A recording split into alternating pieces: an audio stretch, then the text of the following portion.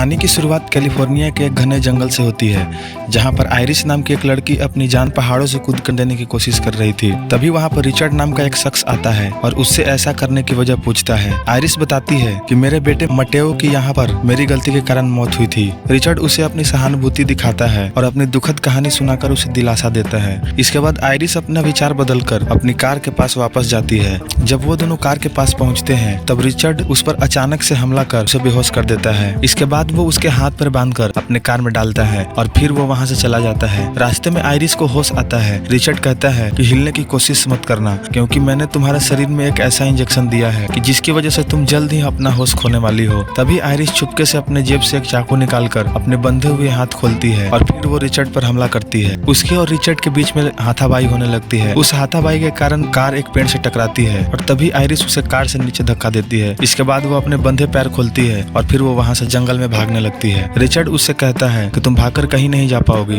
क्योंकि 20 मिनट में तुम्हारा पूरा शरीर काम करना बंद कर देगा। आयरिस अपने घड़ी में 20 मिनट का टाइमर लगाती है और जंगल में भागने लगती है। भागते भागते वो एक नदी के पास पहुंचती है। तभी वहाँ पर रिचर्ड आने लगता है। आयरिस उस नदी में कूद जाती है। इसके बाद वो पानी में बहते बहते एक पेड़ से टकराती है और वो उस पेड़ की मदद से रेंगते हुए जमीन पर आती है। पर तब तक 20 मिनट हो चुके थे और इंजेक्शन ने अपना पूरा असर दिखा दिया था। उसकी आंखों को छोड़कर पूरे शरीर ने काम करना बंद कर दिया था। वो वहीं पर पड़ी थी कि तभी वहाँ पर बिल नाम का एक शख्स आता है। आयरिस हिलडुल नहीं पा रही थी, इसीलिए उसने बिल से इशारे से मदद मांगी। इसके बाद बिल उसे अपने घर पर ले जाता है। बिल उसे कहता है कि मैं पुलिस को कॉल करके मदद बुलाता हूँ। पर तभी वहाँ पर कोई दरवाजा खटखटाता है। आयरिस बिल से दरवाजा न खोलने का इशारा करती है, लेकिन बिल दरवाजा खोलता है तो वहाँ पर रिचर्ड था। वो अंदर आता है पर उसे आयरिस कहीं दिखाई नहीं देती। रिचर्ड उससे उस लड़की के बारे में पूछता है, लेकिन बिल कुछ नहीं बताता। बिल को शक होने लगता है, इसीलिए वो पुलिस को कॉल करता है। पुलिस जैसे ही कॉल उठाती है, रिचर्ड उस पर गुस्से से हमला कर देता है और उनके बीच हाथापाई होने लगती है। लड़ाई के दौरान रिचर्ड को एक चाकू मिलता है और वो उस चाकू को बिल के शरीर में घोंप देता है। बिल मारा जाता है। इसके बाद रिचर्ड आयरिस को खोजता है, लेकिन वो कहीं नहीं मिलती, इसीलिए वो पूरे घर को जला देता है और वहाँ पर पड़ी बिल के कार को चालू करने लगता है। उधर आयरिस उसी घर में सोफे के नीचे थी। वो हिल नहीं पा रही थी, इसीलिए वो आग से बचने के लिए खिड़की से बंधे हुए एक रस्सी को अपनी पूरी ताकत लगाकर खींचती है, जो खिड़की बंद हो जाती है। रिचर्ड खिड़की को बंद होते देखता है और अंदर आकर आयरिस को ले जाता है।